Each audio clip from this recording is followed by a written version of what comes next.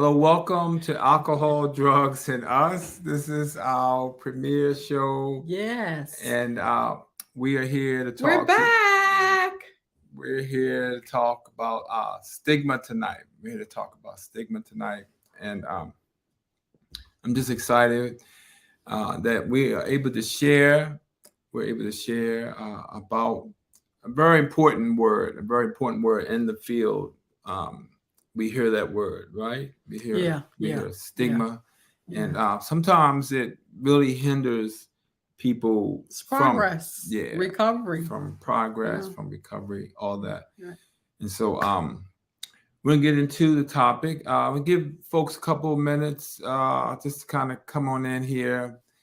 We do welcome engagement. We do welcome engagement. He So loves engagement. yeah. Yeah. I don't want to be the only one talking, right? I don't want to be the only one talking. But if you have a question, a comment about the term stigma, we're going to go through the definition of it Yes. and give some examples. So, how are you today? Great, great. And how Good. about yourself? Yeah, it's good. It's good. You guys just don't know. I'm just coming in from work. He's been here getting everything all set up. And then, he's going to be looking at me like, you know what we're supposed to do. Yes, I do know what we're supposed to do. Praise God. I know what we're supposed to do. Okay. It sounds good, at least for you. So, yeah, so we're talking about stigma. So, stigma. also, Go ahead. also, I want to say something else. Okay. Happy Mother's Day. It's coming this Mhm. weekend. It's a big weekend for many, and for others, sometimes it can also be very difficult. So we pray that we pray the peace of God with each and every one of you as you celebrate, acknowledge, or whatever you may do on this coming Mother's Day. All right. So, stigma, we want to talk about that today. And so I want to just give you a definition. It says it's a set of negative and often unfair beliefs that a society or a group of people have about something. And then I was on the web and I found out that stigma has to do with a Greek and Latin word that means to burn or to tattoo or mark um, inflicted on another person to disgrace them, and so I thought that like that was so fitting because Yeah, people who have a drug addiction, people tend to label them, they tend to kind of snob them, and um, sometimes they're discriminated against because I think the attitude is that people could just willfully stop, right? right, right, They could just give up alcohol, they could just give up drugs, and that'd be the end of it.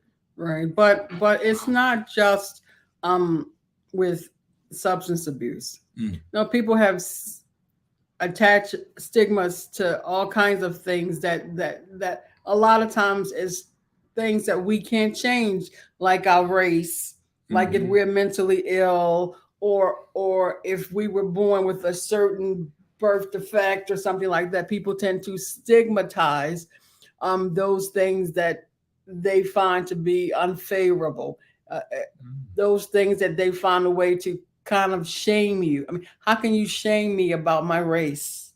I am what I am. Hmm. You know, and people who are having a substance use disorder challenge, they are who they are for that moment. So shaming, some people think shaming you will encourage you to do the right thing, and Oh, okay. sometimes that is not always um, the answer. Yeah, to try to make people feel bad Feel, about what they're doing right, and not understanding the disease, right? right. And Feel bad because you suffer with major depression. What is it that you can do? Because I mean, what did you do to get such? You did nothing, but still people will stigmatize you because you have a mental illness, because you are schizophrenic, because you're anxious, because you're and one that's really been huge lately is obesity. How much shaming and mm, stigmatizing is going on with people being overweight or large or whatever. I mean, we hear a lot of that, especially in terms of body image and clothing and things like that. So again, it is thought that if you're large, then that's a negative thing, you know. So it's not just limited to one thing in our society, and it's there is no society that I'm aware of that doesn't have stigmas, whether Yeah. they are American, whatever. People across the world, you know, for some reason we like to identify people who quote unquote are different, and instead of embracing them, we will shun them or push them away because we don't know how to deal with their difference. Yeah, yeah. So tonight we're going to get into like how to help people who do have stigmas against folks that use drugs. And so one of the things that I want the audience to know is that the brain does change with substance use, right? It does get altered. It does get um, not the same before you started using drugs. So people get this diagnosis of a substance use disorder. And I'm going to share some language with you that you can use to kind of help sort of not make people be shamed, like you said, like not let people be disgraced. And so some of that language was developed around 2015 with Michael I think his name is Bonicelli. Yeah, he was the drug czar for the United States, and he sort of came up with some terminology that we should be using to kind of better be accepting of people, right? Like a lot of times we say addict, they're an addict, and we actually came up with a better word, and that is a person with a substance use disorder. Right. But I think sometimes people, and even when, and I'm generalizing, sorry, something's in my eye, but this weather is mad. People, when they say, you know, like, well, we'll just use Joseph. Joseph, you know, he's an addict. Joseph, you know, he's a drug addict. You know, I mean, we tend to put emphasis on that again to help us to engage in more shaming, more humiliation, because we know that that word has a lot of negativity. Yeah. You know, so we will just, he's a drug addict, you know, and it's like, okay, so he doesn't count because he's a drug addict. Right. You know. Right. Yeah. And another term you can use is, instead of saying a drug addict, you can say a person with a serious substance use disorder, right? You know, there's not someone with a substance use disorder, not someone who's using alcohol, using cocaine, using heroin, but they're severely using it, right? Yeah. So you could say person with a serious substance use disorder. So you can take that word addict out of your vocabulary and start saying some things like person with a substance use disorder, person with a serious substance use disorder. Okay. Now, alcoholic. We call folks an alcoholic, right? Alcoholic, wino, all those negative things. But we even found a new word for that one. What's that? You ready for it? All right. It's a person with an alcohol use disorder, folks. That's what we say. Really? That's what we say. Well, That's what we say. I didn't realize that alcoholic is, well, part of me is lying. It is offensive. It is offensive, Okay. but it's, to me, it's better than so and so's a drunk. You know, because again, usually when people say someone's a drunk, it's, well, you know, Joseph McCray, he's a drunk. He's a drunk. You know, he's been a drunk. You know, we always want to emphasize and overemphasize that behavior, which we find to be disgraceful, you know, unfavorable or disliked. Yeah. You know? And we don't say it real kindly. No, because we say it with a whole lot of attitude. Yeah, he's a drunk. right. We want to hurt people. So I want to help someone today. So instead of calling the person an alcoholic, you can let them know you learned that they are a person with an alcohol use disorder. Okay. Okay. So basically, what it says is, So what's a smoker? You call them with a nicotine use disorder. Yeah, we call a smoker So person. what's an overeater? we don't have this terminology mainly focused on substance use. So I don't know what I won't make up something. I won't make up a overeater use disorder. I won't say that. But Also, it's not an overeater use I mean, disorder. I mean, But I think the term morbid obesity is, I mean that's a medical diagnosis, yeah, but right? it's stigmatizing. Yeah, yeah. Because when you hear the word morbid, you don't think this. You Well, think you got to know that's a yeah, morbid. yeah, that's You pretty know, I mean, large. I think Yeah. that's Yeah, I just can't really speak well on that one because I just don't deal with that group. But for substance users, I definitely can speak on that one.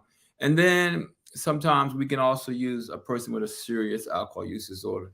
And basically, what happens is the person's brain changed as a result of the alcohol and they develop a disorder.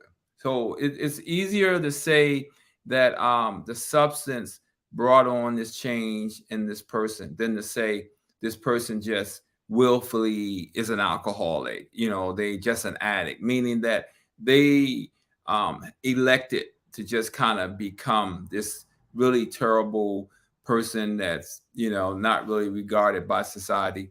But now we're starting to understand that hey, they use these substances for various reasons. Maybe trauma, maybe they just wanted to be a part of the group, self-medicating. maybe they self-medicated, and then many times of use, long periods of use, brought on these conditions.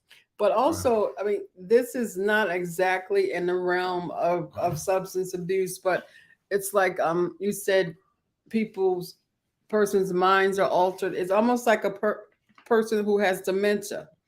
Sometimes they do things that are just bizarre. And sometimes we try to hold them accountable for those things, but their minds, have been altered. And sometimes I think we, in a roundabout way, as a society, stigmatize those with that condition, which none of us have control over. Why is she saying that? Why does he have on that coat in July? Again, the mind has been altered, and when altered, you get a different result. Yes, I will stay focused, but you're the one who said altered mind. Where did you get that from? What? You will stay focused. What happened? Because you write notes. Oh boy. Well, audience, this is alcohol, drugs, and us. The us part is what makes it very interesting. Okay. Yeah, I agree with you. Yes, the Alzheimer's, but we can see the disease process with Alzheimer's, right? Like we can clearly go to certain chemicals, some genetics, we can trace it back. And people, I think, I would kind of disagree with you. People are more sympathetic about someone with Alzheimer's. They probably wouldn't stigmatize. They would probably say, "Oh my God, that's so bad. I'm so sorry to hear that." They would be, Initially. yeah, they probably would not at all like look down or disgrace them. They would just say, I just hope that doesn't happen to me. I'm sorry that happened to your loved one.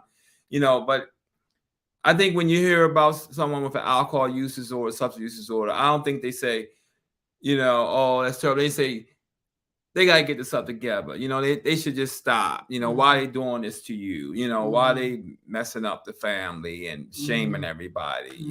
So why they disgracing the family? Right, because they actually picked up the substance, right? They actually went down the alley and got the drug and things like that. If you think about even though you said I'm off focus, if you think about the person with dementia, their brain is altered in the same way that person who drinks alcohol brain is altered, so that when they pick up a drink, even though it looks like they're doing it by choice, is really something in here that's altered that makes them feel like they have to do that. Yeah, but they didn't get introduced to something that did that. Like they didn't Which they?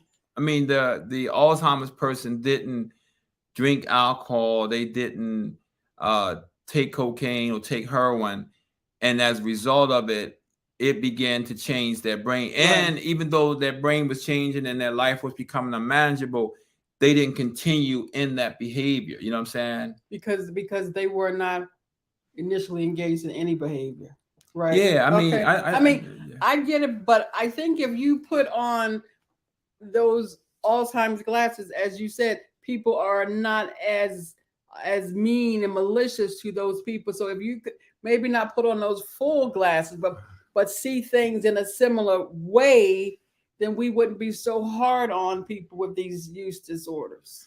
Yeah, yeah, but I agree. I agree that if people would sort of change their glasses, their focus of how Yes, they see yes, things. Okay, yes, okay, we can yes, come to that. yes. Um, I wanna throw another word out, and that is clean. You know, we use that word to say when someone is not using, and we even have people in the field that have to embrace the new word. You know, so the new word is they're abstinent. The abstinent. Another couple of terms we use is drug free or drug negative. But we But try to what? get away from clean. Try to get away from clean. But with this Yeah. getting away, it begs the question why.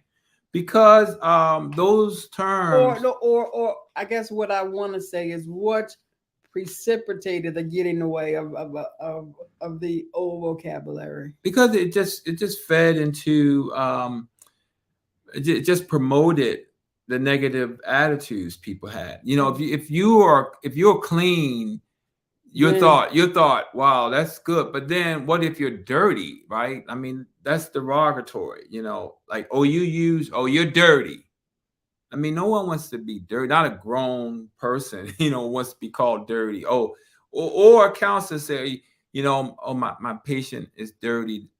Well, their urine was positive, It's that's not. so people can't say they got a that they had a dirty urine. Yeah, they don't have to say, "Oh man, I gave him a dirty urine." Well, what you put, like dust in it or something? Well, kind of, sort of. I mean, you put. I mean, it's Kind of, substances. sort It's of. substances in it, but it's not like you. It really says more to yourself. Like if your urine is dirty, then you're dirty, right? It came out of you, came out of your body, right? And if you're, Well, sometimes, maybe well, where else is urine coming from? It's already coming you out your might body. buy it from somebody. Well, that's a whole other story. That ain't even your urine, right? So here's a word that I give you a word. See, I'm giving you the problem, and I'm also giving you the solution, right?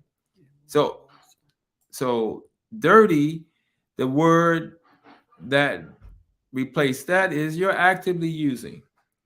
Okay, if you in a treatment center, or you um, have to give a urine for a job and it came back positive, you're actively using. Okay, because I mean that result is a result of a couple of days So, ago. so you can say you're dirty drug addict. You have that dirty urine.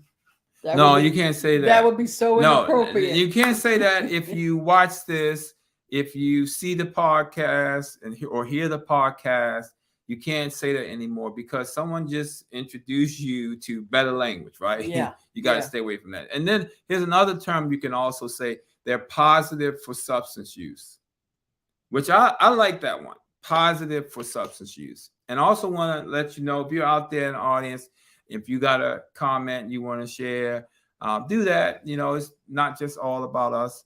It is about you too. And so this is alcohol, drugs, and us, and so we include everybody, right? Because we can learn from each other. So that's what we say. We say actively using, positive substance use. And here's another term. I think this is the last one. Um, Someone has a drug habit.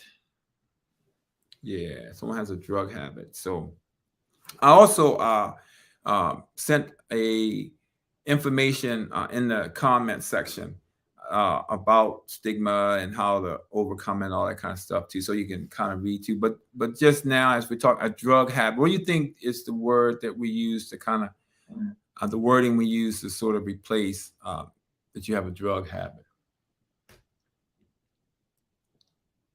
Hmm? I can't even. You can't No, even no, phantom. Okay. I can't. Okay. So it's But substance. somehow I knew it had substance in it. Yeah, a substance use disorder, right? Do you see how it would be difficult for some people to buy into these new terms? Yeah. Okay, Absolutely, okay. absolutely, Because absolutely. because because if you don't have the right mindset, or or if you're unwilling to let your mind evolve, then you will see something that society has pretty much said is a horrible thing. It's a bad Hmm. thing. Whereas you will try to make it seem, you'll use glossy words to try to cover up a very horrible thing. And I think sometimes you may have difficulty with getting people to buy in that, because people ultimately think, those who, oh my God, sorry, those who haven't let their minds evolve will ultimately still think negatively. Yeah. So we know it's a process, right?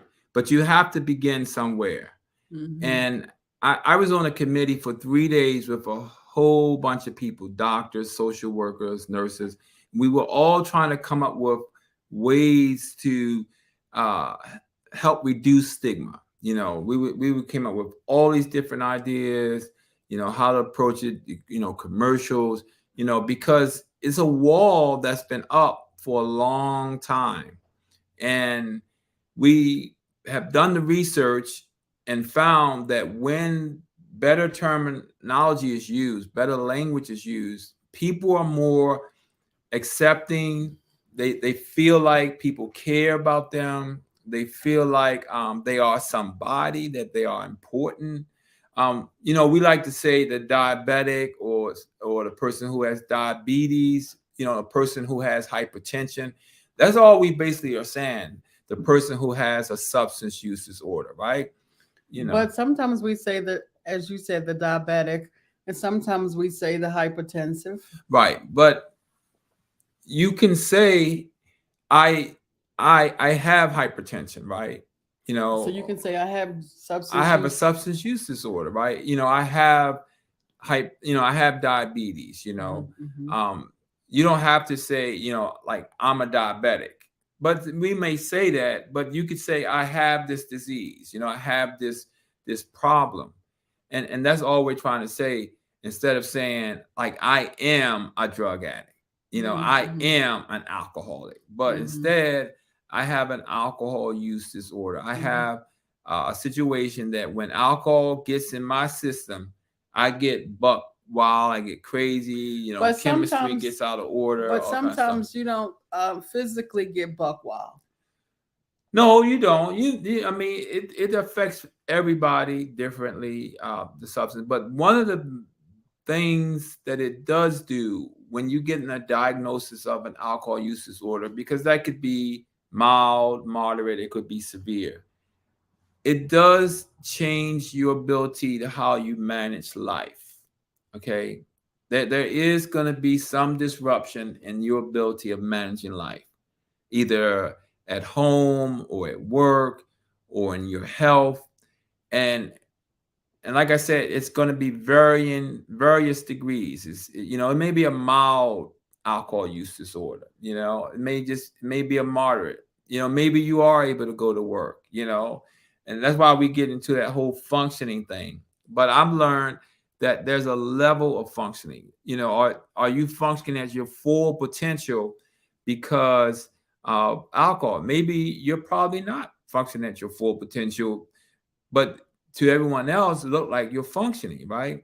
And I'm also a believer that people are in jobs and using, the employer knows it. They look over it because you're a good worker. They don't want to disrupt your family. They don't want to find another employee. So they tolerate you. I mean, I heard stories all the time about guys who use and go and work in construction sites or labor jobs, things like that, that their boss ain't worrying about that. It's just as long as you Because they're showed just up. worrying about productivity. They need you to dig that hole, or move that pipe.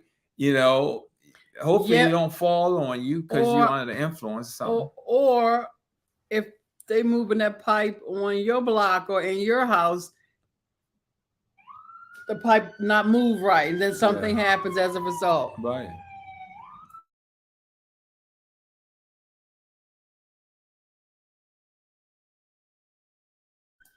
City life. You all heard the commercial there? We had a siren going. Okay. Yeah. It's called So city life. so it happens. It happens. But the whole goal of it is to get out of the rain. Get out of the rain of not being connected, not feeling like you count, not feeling like you are somebody, and coming into treatment so that you can get your life back together. The whole purpose of alcohol, drugs, and us is to help people get their lives back together, right? To share a message about recovery, let you know about some of the problems people have, and then how do you find a solution, right? Well, one way you can start is you can start getting some better language, right? You can start saying, Acquire different vocabulary yeah, yeah, so that you will present yourself as being more user friendly to those who are struggling yeah, with substance use disorder. yeah, absolutely. And guess what, folks? This workshop is something that doctors and nurses and other health professionals need too, because they don't even know that the language has changed, And then, sadly, sometimes we run into counselors who are still saying clean, who are still saying dirty, and we fortunately we got some great doctors that I work with who will stop you and get you to use the appropriate language. And so it's a process. It's going to take a while, right? This is 2023. This was sort of introduced like in 2015. But we've been dealing with addiction for decades, right? We've been saying all these words that have not been conducive. So it's a process, and this is just one more Tool in your tool, yeah, toolbox. tool in your toolbox. But I was going to say this is one more. I guess could I say like vehicle? This social media is a vehicle, a way to kind of get information to Way you. to drive it home. Yeah, yeah, the Drive way it to home. drive it Drive it home. home that we can retrain our brains to think and to say words differently. And those saying those words differently may indeed help someone to seek the help that they need. Now, because you say these words differently and they get the help that they need, it doesn't mean that you won't have to say them again to the same person. Yeah. Because sometimes people do struggle. Just like if any of us struggle with eating food, I do. What? I do. I like to eat certain foods. So you have to you may have to tell me more than once, and you may have to say to that person more than once, hey, we care about you. We know you have the substance use disorder, and we want to drive you in the right direction to get the help that you need. Yeah, sounds good. Yeah. Well, I don't really have anything else. No, we don't want to. We don't want to Yeah. belabor the point, but Mhm. we just want you to know that as the Bible tells us about the tongue. Mm. Tell us the verse. Death and life is in the power of the tongue. Proverbs 18, I want to say 21, 18:21. So way before people had all these conversations and conferences, the word was already there to tell you what this could do to others and how harmful it could be to others. Yeah, yeah, yeah, absolutely. And we didn't open with prayer. No, we didn't. But you want to close in prayer? I mean, this is all new. This is like the first show, so we really didn't get. Show. Yeah, I mean, have you ever done an alcohol drug? What kind of show is this? It's a show. This is an educational training. This is not a training. This is a show that's on Facebook. That's on. It's a broadcast. It's is a vehicle. It's a way It's a, to put out to Facebook and the social media world about alcohol, about drugs, about stigma. I mean, we all have you are different bigger topics. than any stigma. Yeah. Whoever you are, you're bigger than any stigma. So don't let that stigma keep you from getting through those doors. You're bigger than that. You're bigger than this. We are all bigger than these stigmas that others want to put on us. Keep going, keep moving. Yeah, absolutely, absolutely agree. So, yeah. So I didn't know. You want to pray? Mr. Pray. Oh, okay. Father, we just thank you for this opportunity uh, to just share, to just have a discussion, right? To just have the discussion. So many people are just going through difficulty because they're just not even having a discussion. They're not even talking about the elephant sitting right in the room. Yes, Yeah. So yes, so yes, God, yes, yes. we talk about the elephant. We want people to get freedom, to get deliverance, and we know your word wants that for people as well. And we just thank you that those who will listen to this and be encouraged to seek out treatment, to change their language, to reduce stigma, to allow people to feel accepted. And we pray that in Jesus' name. All right, folks. One more thing I want to I'm sorry. Mm-mm. I think a lot Oh, I of got a comment. people have I don't know the right word, but I think COVID has caused people to probably use to to abuse substance more, but people aren't coming out with it. Because I think the isolation of COVID did a lot to us. Yeah, yeah, it did, and we're just collecting that data. I mean, we already know that there's been a rise in alcohol-related deaths because of COVID. We used to have numbers around 90,000. Now we're up to 140,000 a year. People dying from alcohol-related problems, liver problems, homicides, suicides, accidents.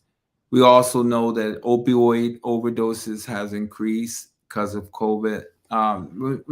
Treatment was reduced.